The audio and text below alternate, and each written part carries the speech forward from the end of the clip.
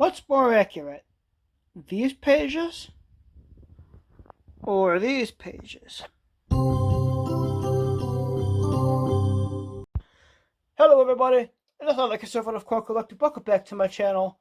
And today's video, I'm going to be comparing my red book pages to the limited pages I have on the web browser here.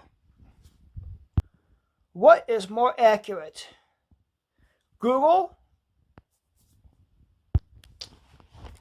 or this book? I just got this book a few days ago, and I really haven't had time to look at it. It's been kind of crazy the last couple of days. The whole month of July for me has been one heck of a year. Let's just put it that way. And after taking a look at this book, this is legit. Seeing all the people that helped write this book, all the numismatists, and just all the coin collectors that know how to grade and are smarter than any coin collector that I know, helped write this book. But you also have to think about it, they also helped write the websites that I've been using the years leading up to me getting this book. Here's what I got planned. In my cream cheese container, I will pull out a coin. What coin will I pull out? I don't know if you heard that, but there was some scraping at my door. It was my dog being very uncharacteristic, but whatever. Back to the video. I have some silver coins here, and I was going to, let's see, pick out more again. Oh, it's like it was dateless, so it's just scrap silver anyway, which silver is not scrap, nor junk. I don't know why the term junk, it's because this is called junk silver. Because silver is not, that's not what it is, it's not junk. Alright, I have a couple dimes, I have a war nickel, I have a quarter, and a dollar coin. Let's see here, I have a 1950 quarter. It's 98% silver. It's an okay shape. I wouldn't exactly call it uncirculated, but it's also not in too horrible shape. I would consider it, I'm not sure. This book tells you about grading and what condition a coin should be in. I like the book that I got with the plastic spine here, so I can fold it in half. That way it takes up less space. And I probably should put some socks on before I get some feet comments here. It's funny, I actually have a Morgan dollar to actually compare it to see if it's like accurate to the actual dollar itself. And the page, it's definitely a zoomed in Morgan dollar. It's, I want to say the regular dollar is like maybe like 1% smaller. It's pretty close in size. But if I was to determine the value of my Morgan here, you have proof. It's not a proof, and it's nowhere near that awesome.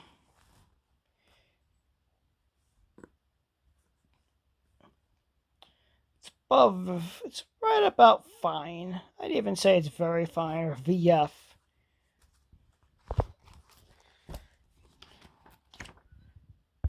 Here we are. I decided to find the next page that was very fine. Extremely fine. AU is about uncirculated. I would say it's very fine. I'd say it's VF. And then, of course, you have MS, which is mint state, 60 to 70. That's, or XF is extra fine, and you have all those abbreviations. Let's say my 1887 Morgan dollar is VF. VF EF, or AU, so let's say it's VF very fine. Let's go to the Morgan dollar in my book here.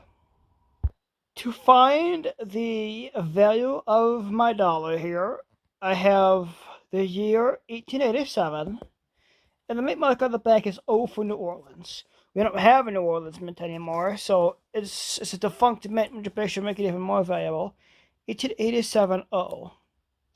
11,550,000 minted. Okay, let's see what it says online. There's a few grading websites that they do mention in the book, and this is ngccoin.com.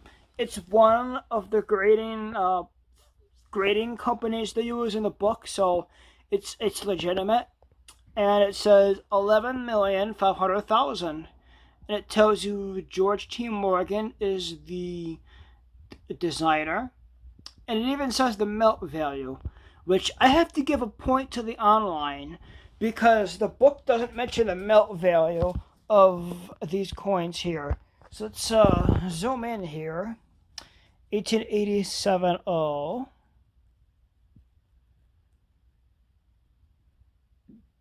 VF, it's BF20 is about $50. The website's a little more vague when it comes to the mints. It's not VF20, it's just VF, and it says it's about $55. So the actually, yeah, I'd say it's about the same. It's a tie for right now, but I'm gonna have to give a point to the website for actually telling the melt value. Also, another big thing about the website is it has a census, the NCG grade summary. It has the number of these particular Morgan dollars that were graded, and most of them, 5,507 were MS63. Another point to the website for giving cool stats like that. If it'll focus, I'm going to change paces a little bit and move away from silver and talk about this 1860 Indian head cent that it's just been floating around. It's just been on my desk the past, I don't know how long. I'm not sure where I'm going to put it or what I'm going to do with it, but for right now, it's just floating on my desk. And it's in pretty decent shape for being 1860.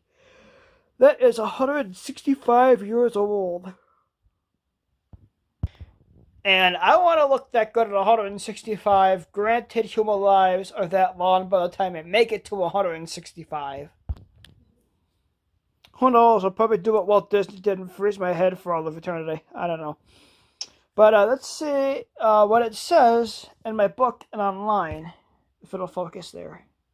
You have an 1860 Indian head cent here. 20,556,000 minted. And if it was in good condition, it would be worth $12 all the way up to MS63 at $480. If I was to take a look at it, and there is actually a coin grader online. It's by PCGS, which is another company that this book uses. And it being the internet page is doing what it does, it can show you a very zoomed in photo of what you want to look at, and you can compare your cent to the one online here. Well, I can, but my camera is going to focus on the web page versus my actual cent. It just looks like a black disc or like an out of focus disc or circle from what I'm showing there. But you have to see it not just on camera, but the naked eye. It's easy to compare. Trying to figure out what my cent is, and I clicked off of it. Of course I did. For all intents and purposes, let's say it's VF It's not VF20. Let's say it's probably very good, if anything. That's about what it looks like, VG10. And it's there's more grades online than there is in the book. The book just gives you a few of them. Good is about $12. VG is about $17.50, and online VG is about $20. So it could be a little bit out of date, or the website could be. My guess is the websites are going to be a little more generous, and the book is more realistic, because I've read who is doing the book, and they're being a lot more realistic than the websites probably could be. The websites definitely are a little more generous from what I'm seeing. I want to talk about a nickel I don't have with me. The 1950D. The 1950D is a very elusive nickel that one of my coin collectors I watch, Rob Finds Treasure, tries to find every time he does a nickel hunt. And in the book it says there were 2.6 million to 2,630,030 minted, and it's the same grades. It's $5.50 at the lowest grade, up to $55. PCGS has the same thing, but what's it saying it is? $185 for MS67. And this is saying